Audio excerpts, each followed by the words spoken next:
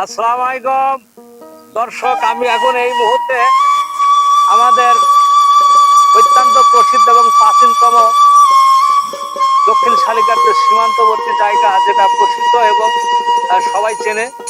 এই যে আমরা এখানে যে বন্যী গাছ, এই যে বন্যীতলা সম্পূর্ণ এটা ইন্ডিয়ার ভিতরে, ওই গাছগুলা এখান থেকেই আমাদের এই মেহেরপুর দক্ষিণ শালিকার বর্ডারটা খুবই পরিচিত।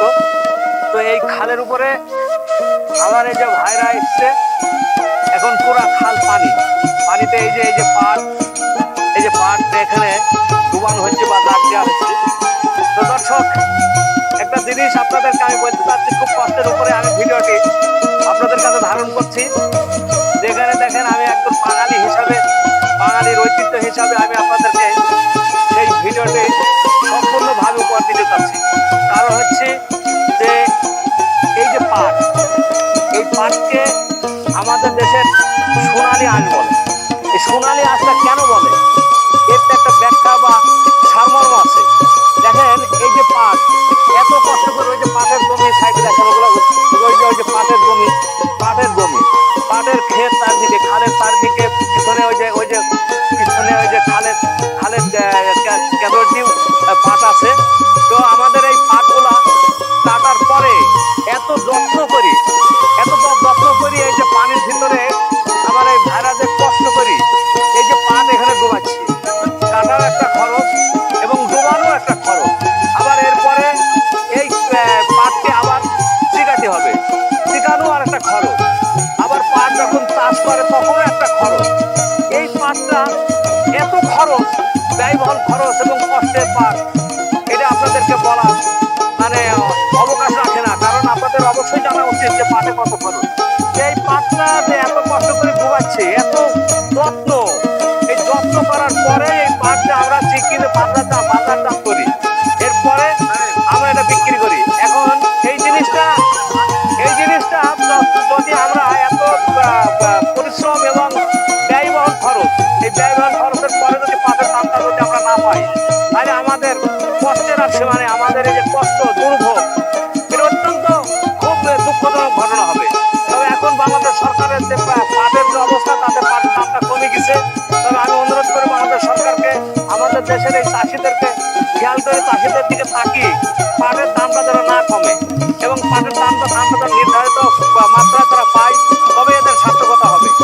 আর এই যে পানি, এক বুক পানিতে আমি এই যে ধরি বেঁধে বসে আছি, এটা খুবই একটা আনন্দ মুহূর্ত।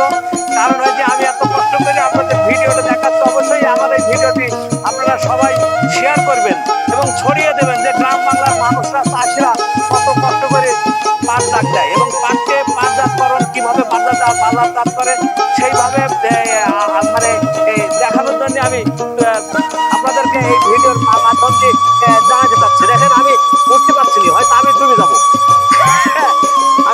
এখানে।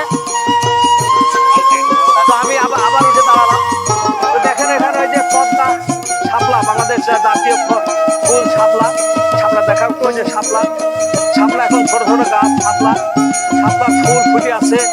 এদিকে আমাদের সবাই ব্যস্ত হয়ে যায় যে শাপলা হয়েছে। তো আমরা এরপরেও এত কষ্ট, এত সুন্দর একটা ভাইরাল ভিডিও আমি আপনাদের উপহার দিচ্ছি। দেখেন, ওইদিকে সবাই ওরা পাট ডুবাচ্ছে। হ্যাঁ, এই যে আমরা চারিদিকে দেখেন, এই যে পাটের উপরে আমরা ভেসে যাচ্ছি। এটা সুন্দর একটা মুহূর্ত। আমার জীবনে হয়তো এত বড় সিনারি আর হোক মানে দৃশ্য আসেনি। তবে আপনাদের দেখানোর সাথে, আপনাদের যারা আমার দর্শক এবং আমার ভিডিওটি দেখছেন, আপনাদের স্বার্থে আমি এত কষ্ট করি এই যে পানির উপরে ভাসমান অবস্থায় আপনাদেরকে আমি ভিডিওটি উপহার দিচ্ছি। তবে দর্শক, আপনারা দেখতে থাকুন। এত কষ্টের বিনিময়ে আমরা যে ভিডিওটি বানাচ্ছি, এর প্রশংসার দাবিদার আমরা আপনাদের কাছে। তবে দর্শক, আমার প্রশ্ন একটাই, যে পাটের বাজারটা যেন অবশ্যই থাকে এবং পাট যেন ন্যায্য দাম পায় চাষিরা। তবে ওই যে আমাদের এই যে দেখেন, এই যে কত কষ্ট করে এই যে মাটি, নিচের মাটি, উপরে কাদা উঠাই পাটকে জাগ দিয়ে বাজারজাত করছে। পাট একটা বোঝায় কত লাগবে। আচ্ছা, দাঁড়াও, এই সাক্ষাৎকার দাও না। হ্যাঁ, আমি দাঁড়াও, আমি এখন আমার এই চাষি ভাই আমাদের গ্রামের মানুষ, আমি তার সাথে সাক্ষাৎ। তোমার নামটা কি বলো? আমার নাম মোহাম্মদ সেলিম মিয়া। সেলিম মিয়া, বাড়ি তো দক্ষিণ শালিকা। দক্ষিণ শালিকা। তো এখানে তোমরা কতজন আছো যে পাট ডুবাচ্ছ? 13 জন আছি, পাট কাজ চলছে। হ্যাঁ, তো পাটের কষ্টের কথাটা এখানে একটু তুলে ধরো। চাষিদের যে খরচ, হ্যাঁ। কি কষ্ট, হ্যাঁ। ঠিক আছে। কি করা গাই বাঁধা, গোলা গাই বাঁধা, কারণ এই যে সবাই ঘুরে ঘুরে দেখো, সবাই ঘুরে। কেটে এই যে বইয়ে, হ্যাঁ। এই যে কাক দিতে এক বিঘে বইয়ে 10,000 করে খরচ হচ্ছে। চাষিদের ওদিকে না পিছন থেকে। 10,000 বিঘা প্রতি খরচ হচ্ছে। আর এই খরচের দাম তবু সরকারের মাধ্যমে থেকে পাট বিক্রয় করে আমরা পাচ্ছি না, দাম পাচ্ছি না, ঠিক আছে। হ্যাঁ। এত কষ্টের মধ্যে আমরা চাষিরা কিভাবে বাঁচবো, সেটা সরকার আমাদেরকে ধারণ করে দিতে হবে। আমাদের সরকারের কাছে দাবি যে ন্যায্য পাটের জন্য আমরা দাম পাই এবং আমাদের পরিশ্রমের যে অর্থ এবং খরচা যেগুলো হয়েছে সেগুলো লসে যেন না পড়ে। কারণ তো চাষিরা তো ধার দিনা লোন করে তো চাষ করে এবং এই চাষ করার পরে তারা এই উপার্জিত পাট বিক্রি করে তাদের লোন শোধ করবি, তাদের যে লাভ করবি, তারপরে বাচ্চা কাচ্চা সংসার পুরা চালাবে। এইভাবেই তো চাষিদের জীবন। এই চাষিদের জীবনটাই যদি মানে দুর্বিষহ হয়ে যায়, পাটের দাম যদি কমে যায়, এত কষ্টের বিনিময়ে যদি পাটের দামটা না পায়, তাহলে চাষিরা মানে সব থেকে ব্যর্থ বলে আর পৃথিবীতে কোনো কিছু থাকবে। এটাই সব থেকে তার ব্যর্থ এবং এটাই সব থেকে দুঃখ চাষিদের। তবে দর্শক, আমি ভিডিওটি আর বাইরে চাচ্ছি না, তবে আপনারা যারা দূর দূরান্তে এবং প্রবাসী ভাইদেরকে আমি অনুরোধ করব যে আমার এই কষ্টের বিনিময়ে যে বাংলার যে ঐতিহ্য, বাংলার যে সৌন্দর্য, বাংলাদেশের মানুষের যে জীবনযাত্রা এই আমি তুলে ধরার চেষ্টা করেছি। আপনারা অবশ্যই আমার ভিডিওটি দ্রুত শেয়ার করবেন এবং সারা দুনিয়াতে আমার এই ভিডিওটি ছড়িয়ে দেবেন এবং আপনাদের সহযোগিতায় আমি আরো নতুন কিছু দেখার জন্য চেষ্টা করব। তবে আমি এখানে বাংলাদেশ সরকারের কাছে আরো আমি অনুরোধ করব, বাংলাদেশ সরকারের কাছে আরো আমি অনুরোধ করবো যে করে যাচ্ছে।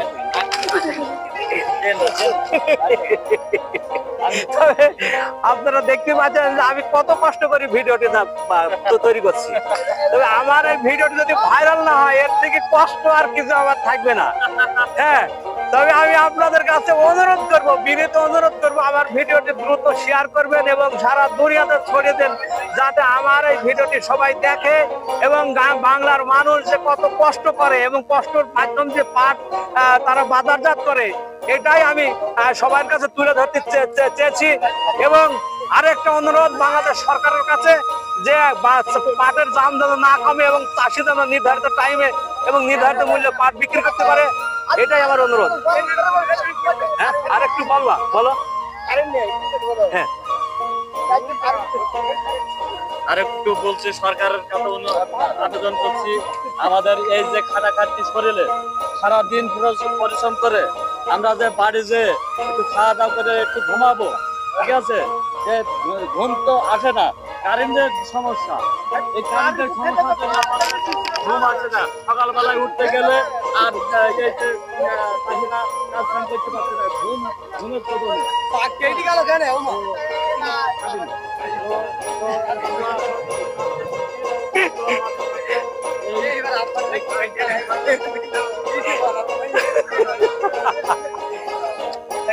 আচ্ছা, ঠিক আছে, দাও। দেশে ছড়িয়ে দিতে পারে।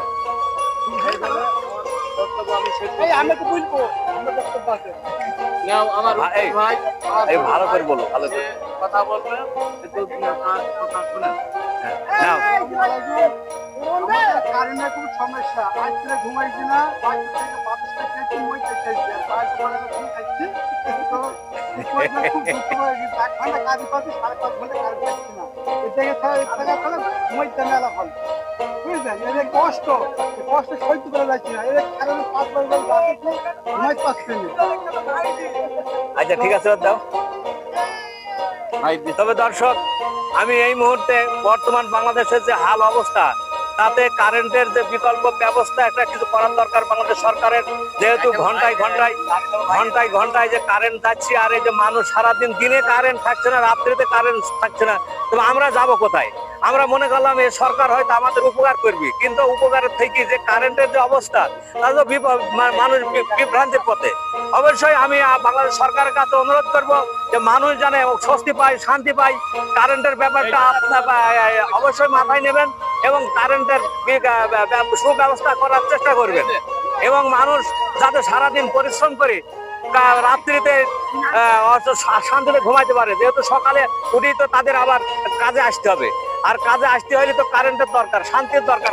আর যদি ভালো না থাকে, তার শারীরিক দিক থেকে অসুস্থ হয়ে যায়, তাহলে তো কাজকর্ম করতে পারবে না।